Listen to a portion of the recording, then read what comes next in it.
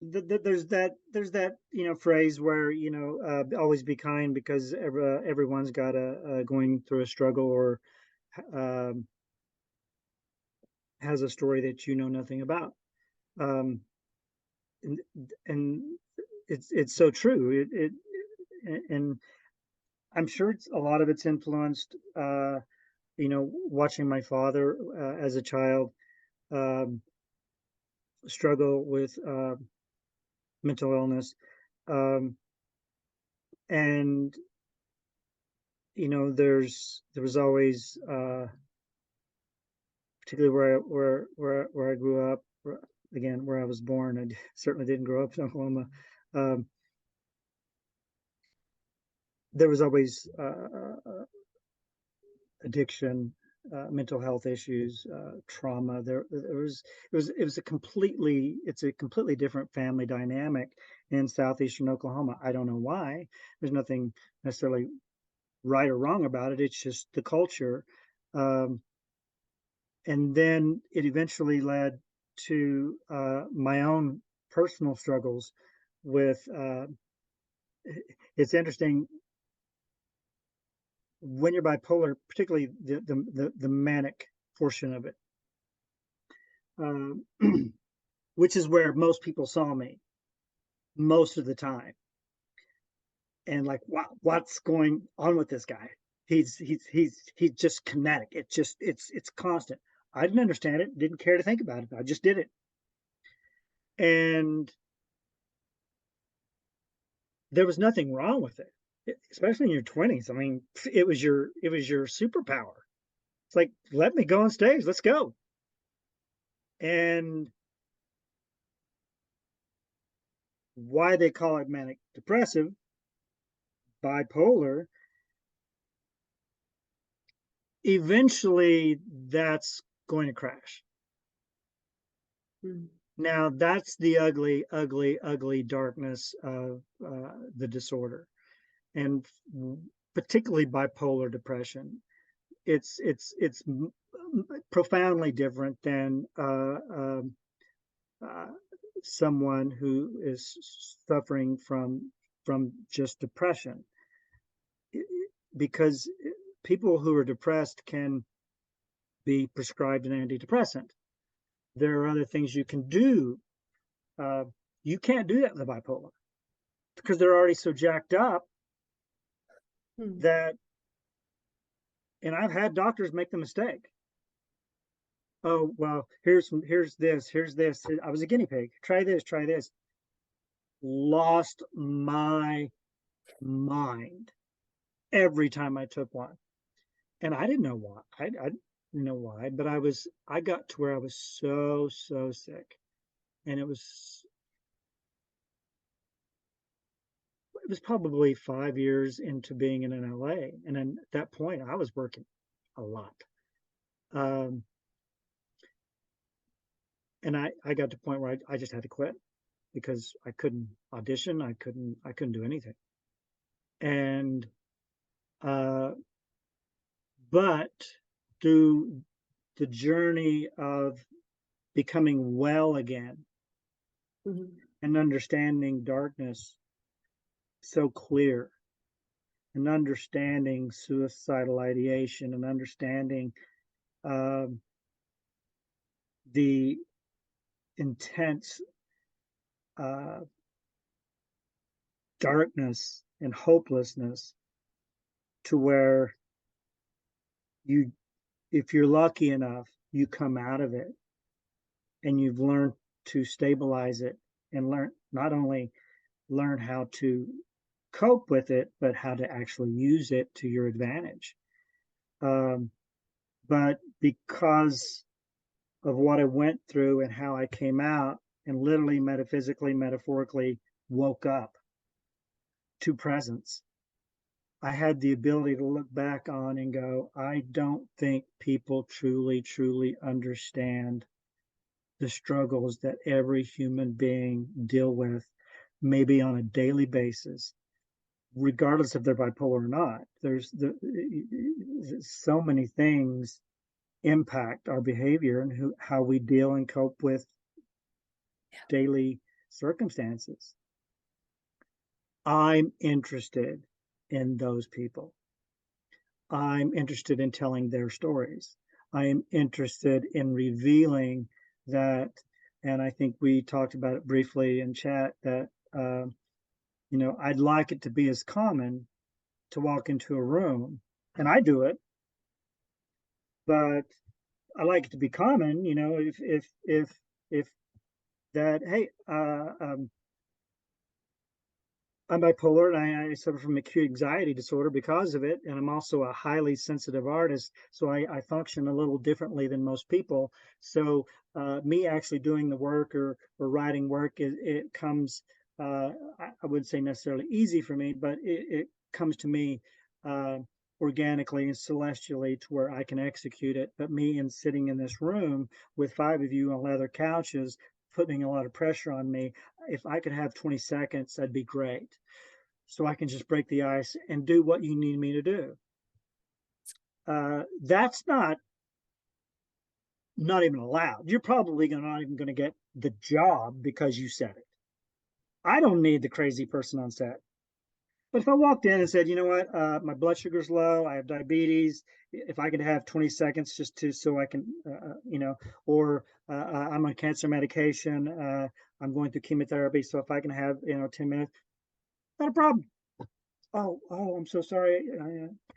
I'd prefer that we look at people that are broken, and there's a long history of artists that, particularly ones in their 20s, that's about when it hit me really hard, that their disorder, whatever it is probably the source of their gift. Yeah. They're remarkably creative people, but there's a long history of these broken people that you could look at and go, I can't believe this person didn't make it past 27. And I look at it and go, I know exactly why they didn't make it at 27. They didn't have the coping skills to deal with who they were. Nobody has the coping skills at 27 to deal with that shit. Nobody. Right. So I would rather tell, like when I see these biopics, I get so frustrated and I can't watch them. Like I hated Elvis. I just couldn't watch it because it was a similar with Bohemian Rhapsody. It's like, you know what?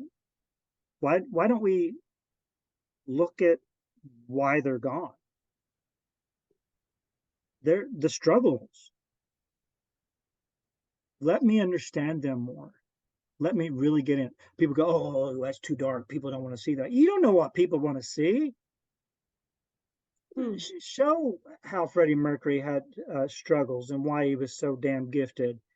Elvis, when his mother died, was one of he even said it, one of the most profound moments of his life.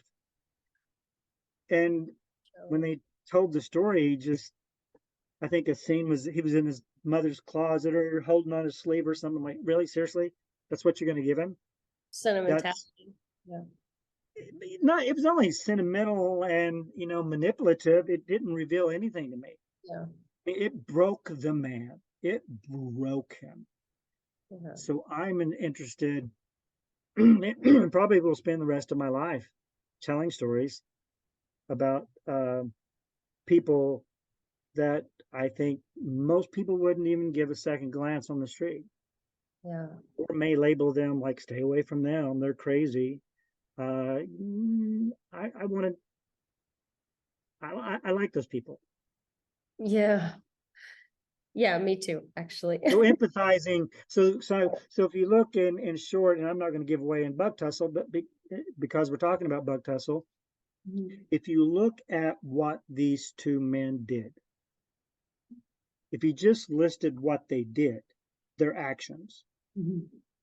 Shot, a farmer, shot the lady. Teller, the other one shot somebody else. I mean, they're criminals. Yeah. They're murderers. They're addicts.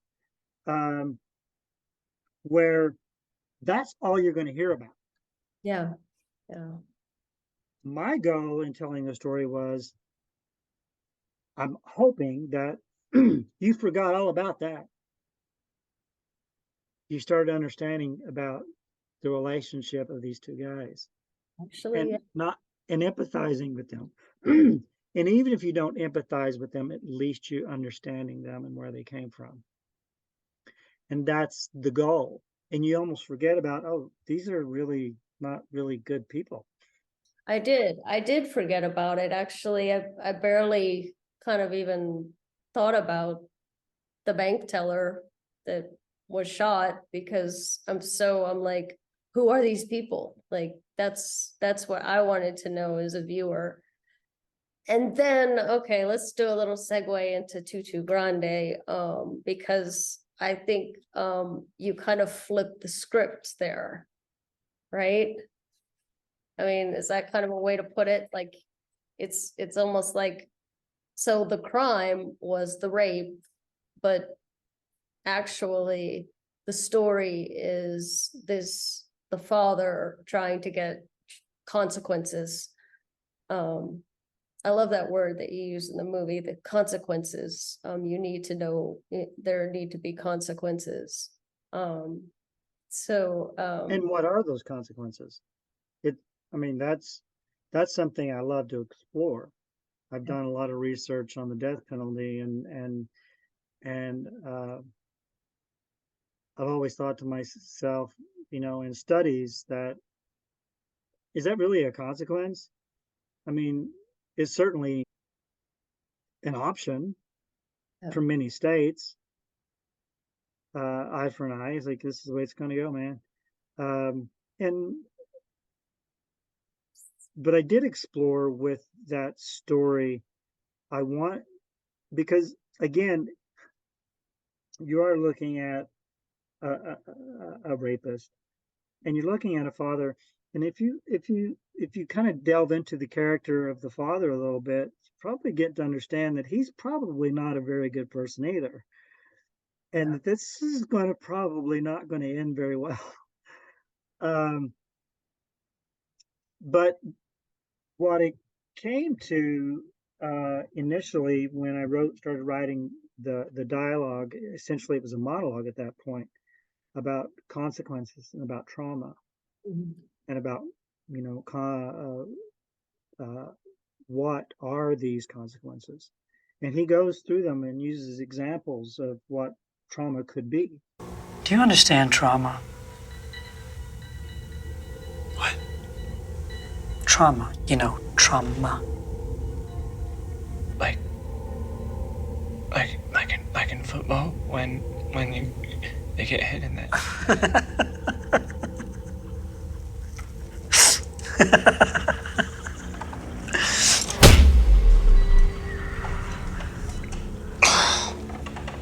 Like that?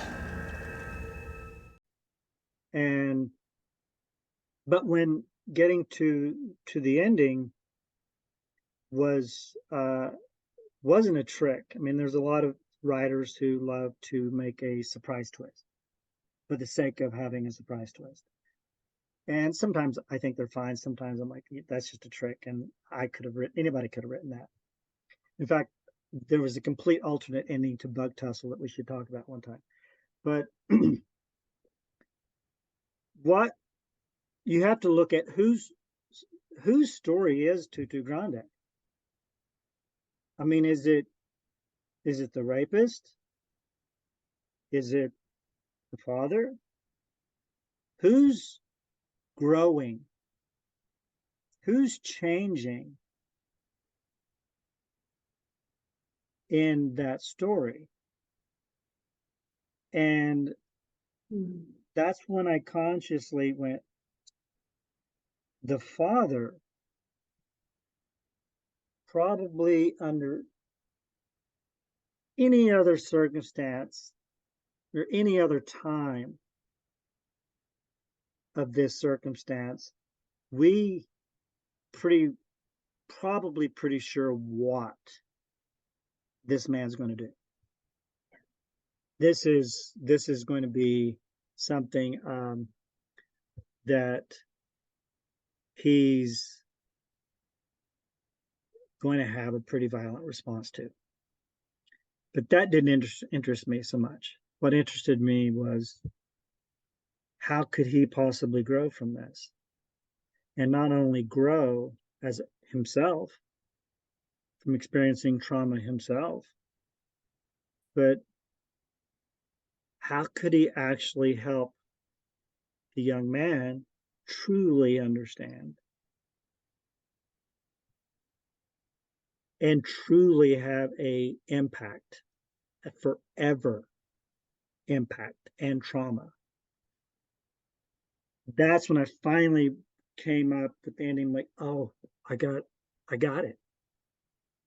And that's when I revealed the ending, Okay. that it, yeah, I think people are often surprised, like, whoa, didn't expect that.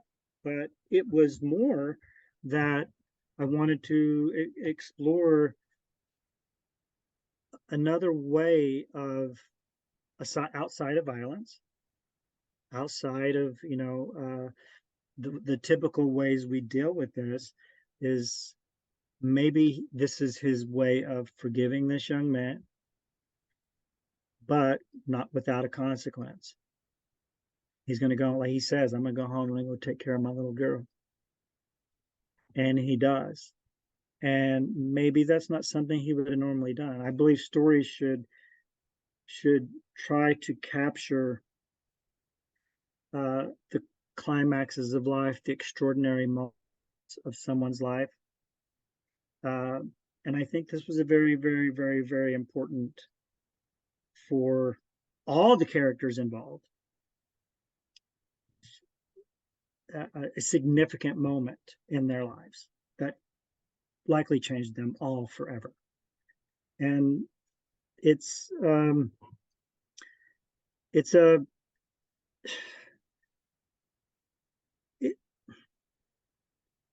it's not a it's not always, it's not, I don't, people say things that it's a challenging, it's suspenseful, it's intense, and I don't think about things like that when I write.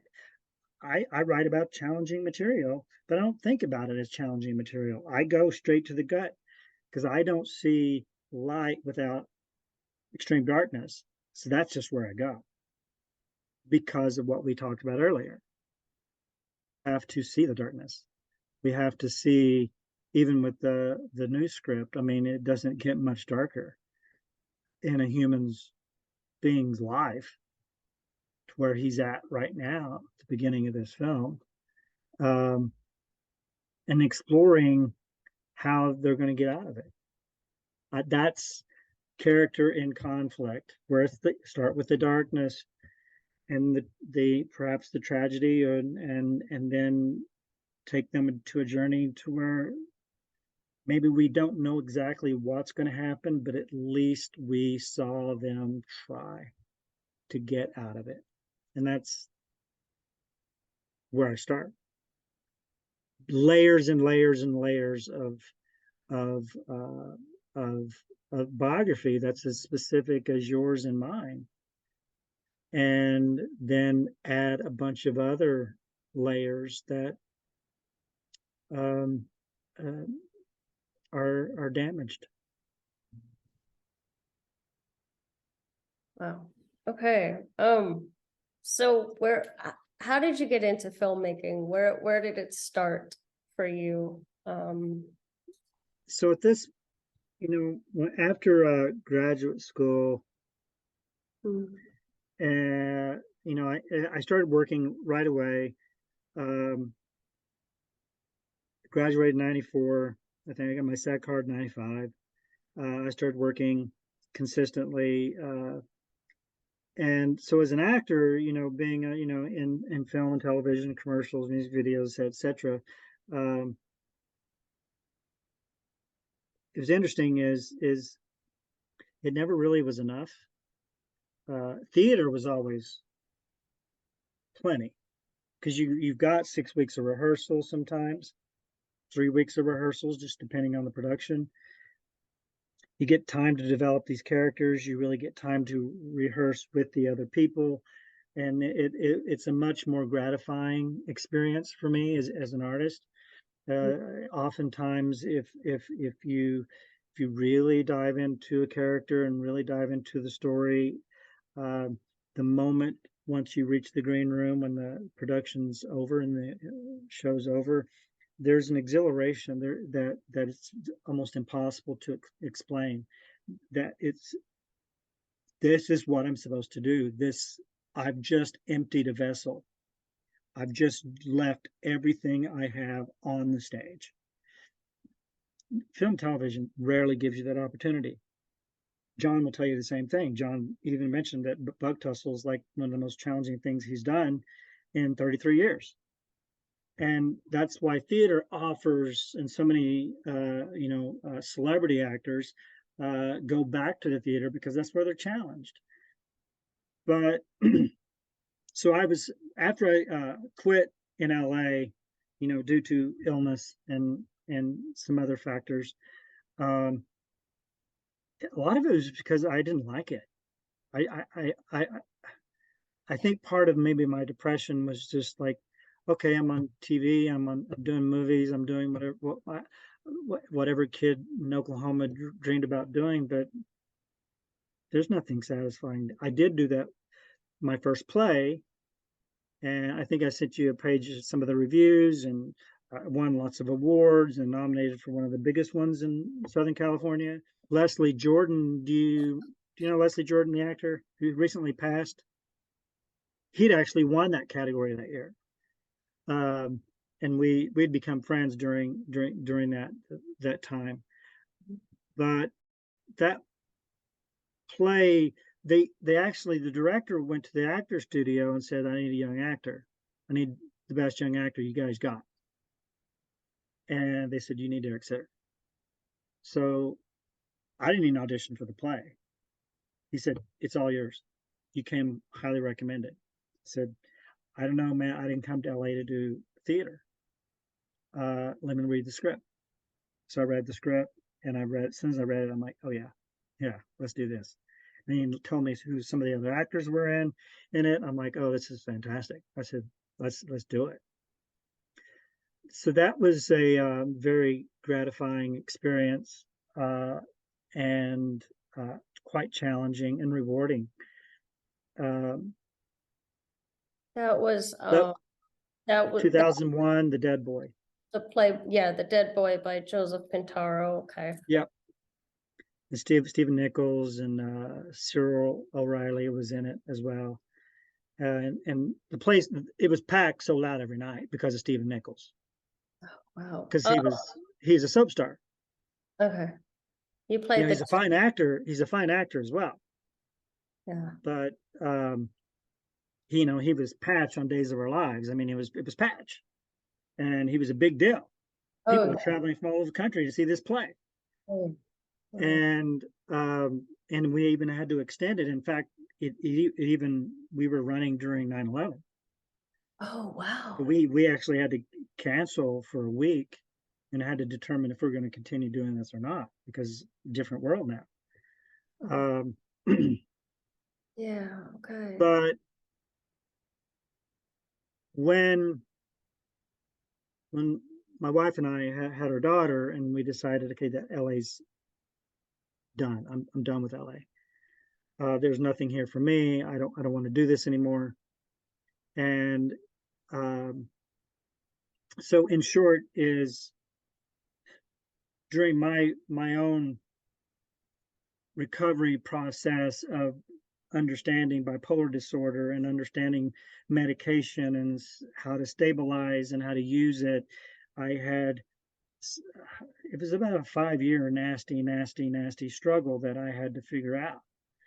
And that's when it eventually led to teaching again, and to Volcanic Theater Pub, and doing more theater, and doing theater on my terms, and doing the theater, well, I'm directing this play.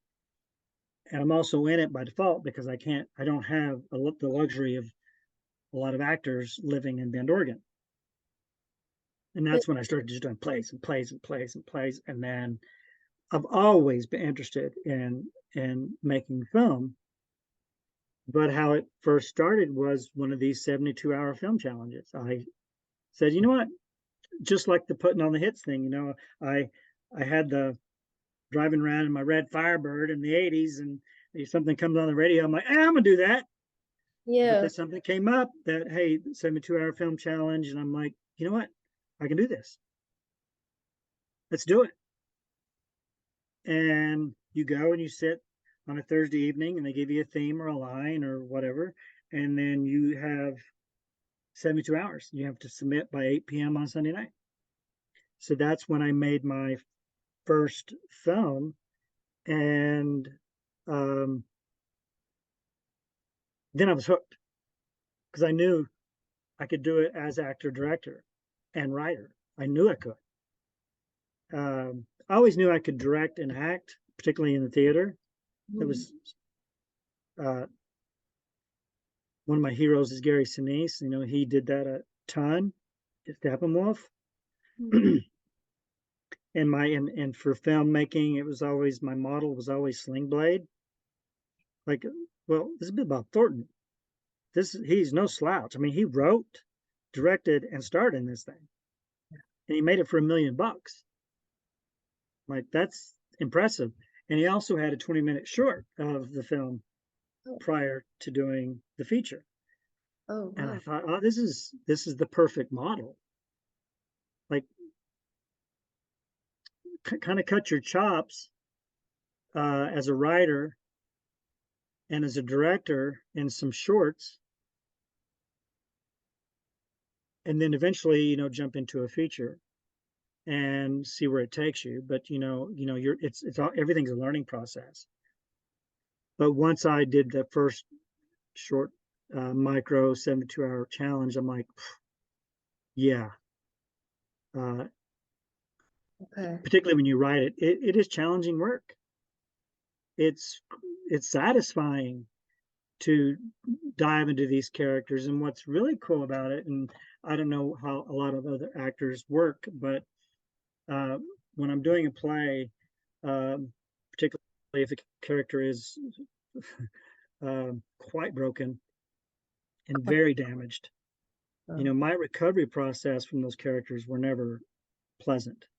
I really didn't have the coping mechanisms, or I wasn't really equipped to deal with leaving the character.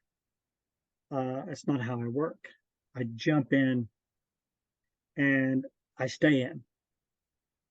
And when you stay in and you believe the circumstances of these characters and their history, and you dive into it and you truly believe it, your body responds accordingly. And you will get sick if you dive into these. So I had to also learn during the, and this was being in and out of psych wards, learning how to cope with just playing these characters. So the thing about film and shooting film and writing for film is, all right, I only have to do this twice. Unlike a play, I'm gonna have to do this for 3 months, and I'm not gonna make it, because there's no pretend with me. I don't. What do you mean twice? I don't Well, understand. 2 takes. Oh, okay. Okay, I'm gonna go to this scene and do it in 2 takes. Okay. So you guys better get it, because it's all I got. Unlike in a play, you're gonna go deal with them circumstances, for, depends on the play, of course, but you're gonna deal with a 6-week run, maybe more if it gets extended.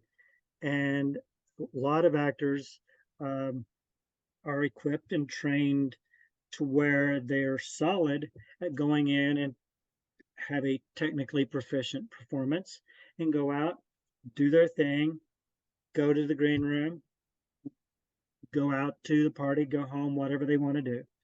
I don't have that ability. Still don't. I have to recover because I'll be in the green room and I'll be a wreck. So the good thing about film and why I'm pushing more towards writing challenging material for film, one, it's satisfying to jump in those circumstances.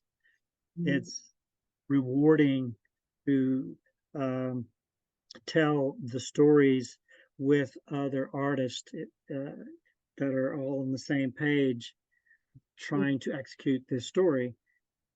And the recovery process is much shorter because, you know, even in one particular scene in Bug Tussle, for me, was particularly difficult.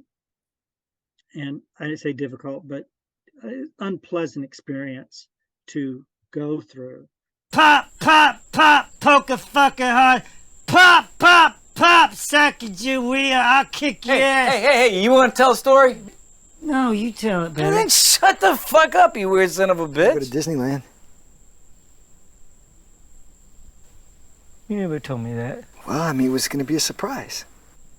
All the bright lights, the rides, you know, Mickey Mouse, Space Mountain, Mad Tea Party. Forky? Yeah, sure.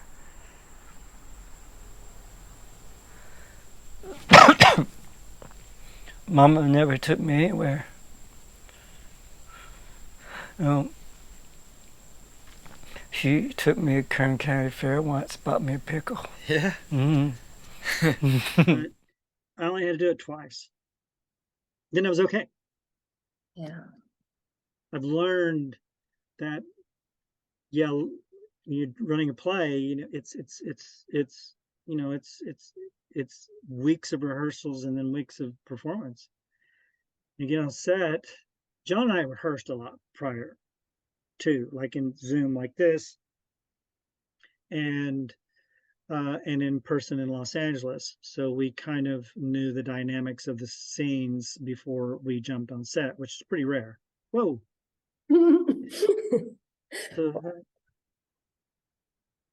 it went dark. Oh, there we go. Okay. Because there are so many streams that I want to follow. Like your life is, I mean, it's talk about telling stories. Like you've got a lot of stories in there. Like, but I love how earlier you mentioned how playwriting and theater, that was your inspiration more than anything else with the filmmaking. It all came out of like playwrights are more of an inspiration to you than other filmmakers even. And